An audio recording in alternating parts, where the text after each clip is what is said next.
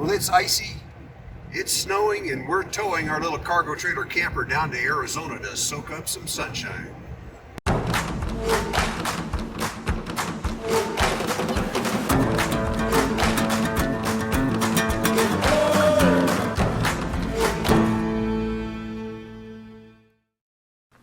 Well, we left Montana yesterday morning, day after Christmas, and started driving south. Drove for about 12 hours yesterday, ended up in Provo, Utah, stayed at the Cracker Barrel, and then got up this morning before sunup and left there, coffee and gas, and out we heading south, you know.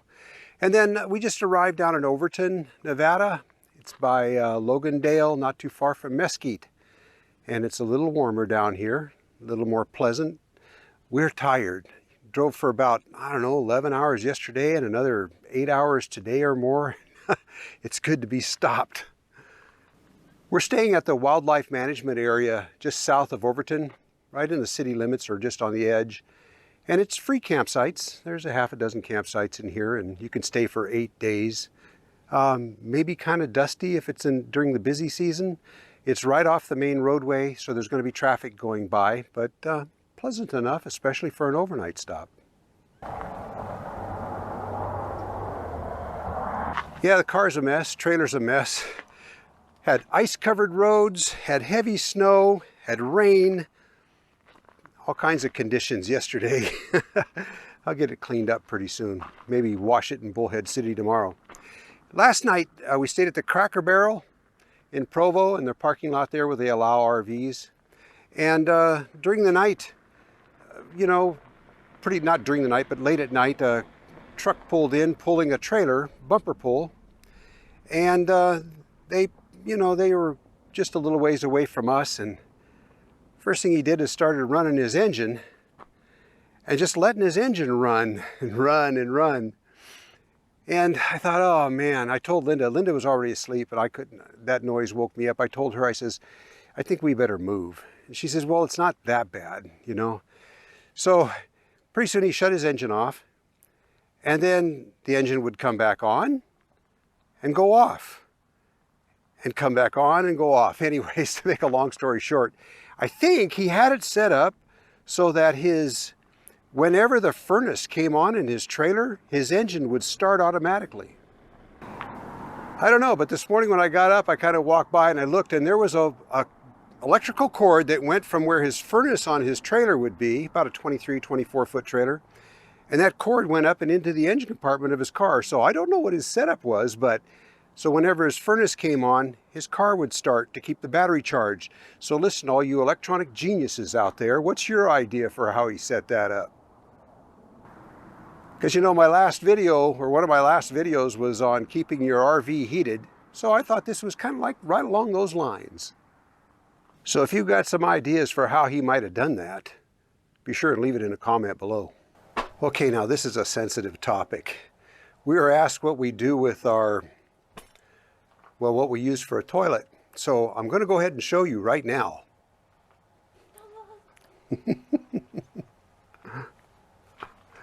We use a sawdust toilet, or some people call them a composting toilet, but we don't compost it, so we just use sawdust on it. But this is how it's used.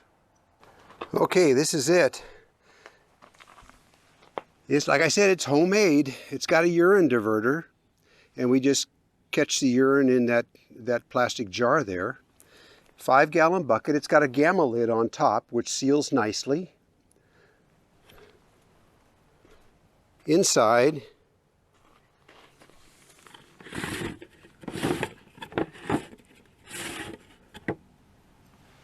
is just a funnel, hardware store funnel that feeds into a tube that goes out through the front. And you just do your business and sprinkle sawdust on top. And there's no odor after you do that. And this is, I don't know, we just sit on this. It's comfortable enough. We don't spend much time on it. Now, sawdust works the best when you can get it. You can go to like a cabinet shop or something to get sawdust. Sometimes we use just humus that we find in the forest. In a pinch, you can even use dirt, but we've never done that, but you could. At Walmart, we buy this stuff. It's called, it's just a Pet's Pick, and it's just Pet's bedding. And we like the soft aspen one. And the reason they make a couple different kinds at Walmart. Aspen, and what's the other one, Linda? Pine? Pine. So we use... Cedar. No, pine I think is the other one. Anyways, the aspen one has more fines in it. And, you know, that means it just dries out whatever's in your composting toilet better. So the aspen one tends to work a little better for us. It's more absorbent.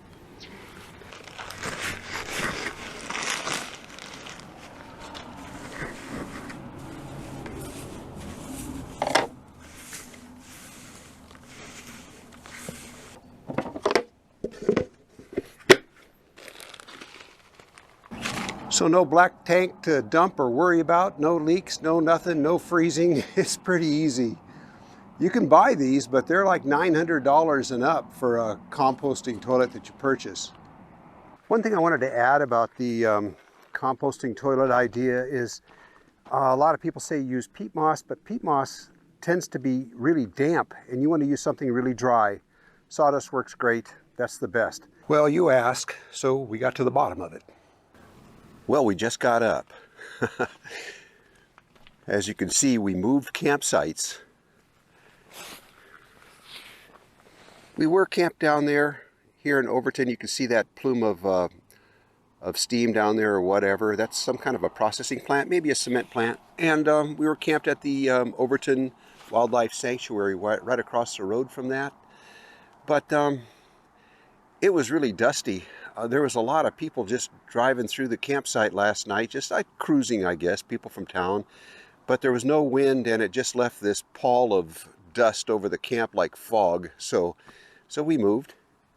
And this morning we're back up to the Overton Lookout area. You might remember the last time we were here. It was 107 degrees. And the place was empty. Now there's probably 100 outfits up in this area, scattered over a couple of square miles here. Everybody's about a half a block or a block apart. Not bad. But as you can tell by the way I'm dressed, it's not 107 degrees. It's more like about 40 or 45 degrees this morning. We're going to pack up and head further south down to Quartzsite, and it should be a lot warmer down there.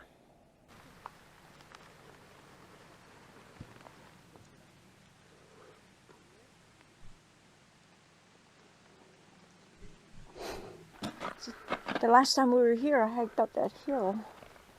That's how I knew this area was here. We made our way down to Craggy Wash, and that's just on the north side of Havasu City, or Lake Havasu. You can see the lake through there.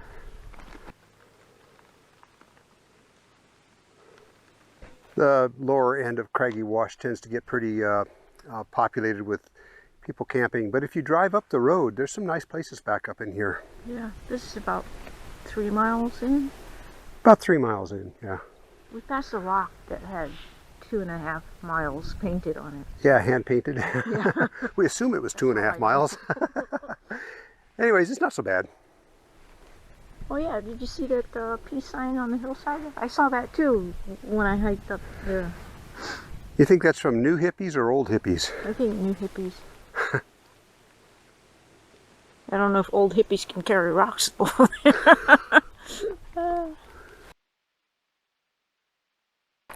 Woke up to a beautiful morning here just above Lake Havasu.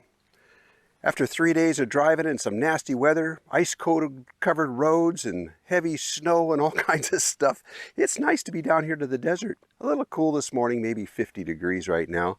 I might even get out of my flannel-lined jeans.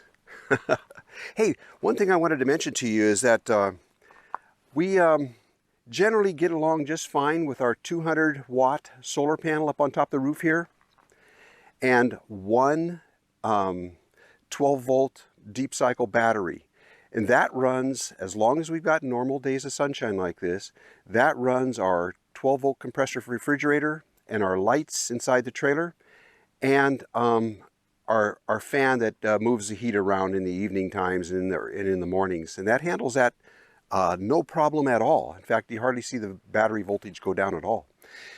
that handles everything unless we start getting cloudy weather, or if I break out my laptop and start doing some video work. That's when I break out the Jackery. I might even get out the Jackery panels to keep it charged and things like that.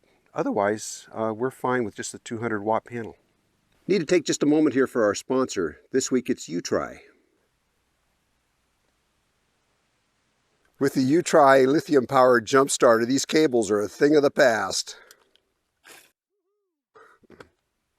If you've watched our previous videos, you know that I've done some reviews on Jumpstarters in the past, and Linda and I never traveled without one. This is so handy. It's small. This Utrai will start your car like 25 or more times. That much power in a little package like this. This one will start a 7-liter gas engine or a 6-liter diesel. That's a lot of power. It's got 20,000 milliamp hours, and it's got 1,600 amps, and it's got that's 1,600 peak amps. It's got 800 cranking amps, which is the same as a car battery. So yeah, this is good. And for such a small package, you can put this in your glove box or whatever. These are handy. Yeah, there's no way that I'd go out to remote areas without having a way to start my car, because frankly, I've been caught out before, and that wasn't fun. All you do is plug the cable in. It only goes one way. And hook up the red cable. Yes, the red one first, according to the instructions, and then the black cable. And that's it. Go start your car.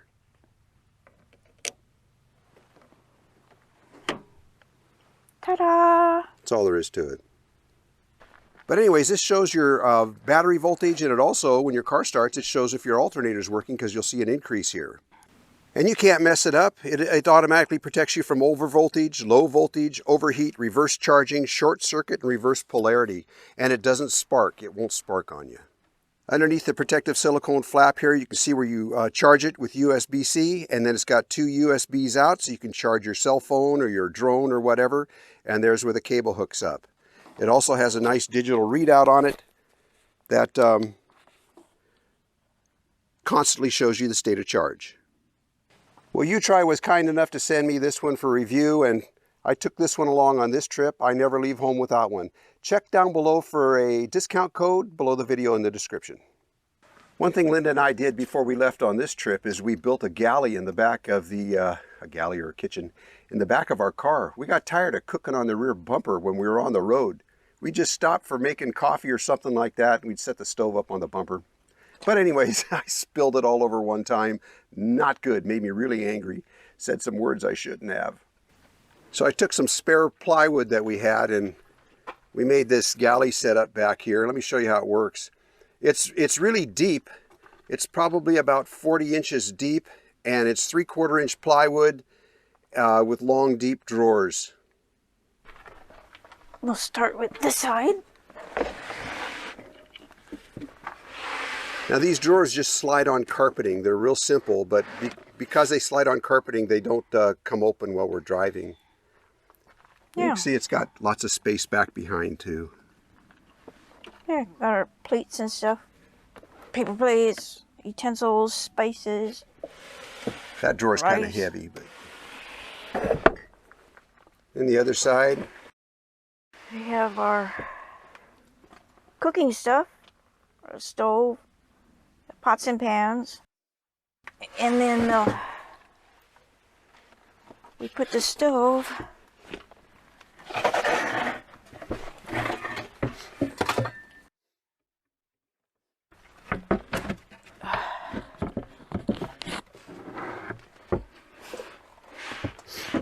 like so.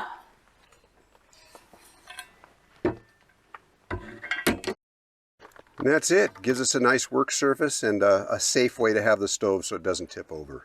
Yeah, they used to put the stove on this bumper here. Yeah. This is kind of a game changer for us. It's getting nice. Nice countertop.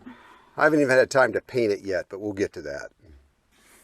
We'll paint it with food stains. Yeah, it's already got coffee stains on it.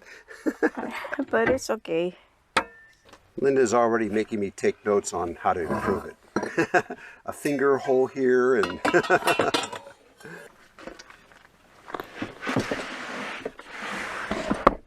Well, from Lake Havasu, we hope you liked the video. If you did, you know what to do. Like, share, and subscribe, and we'll see you around.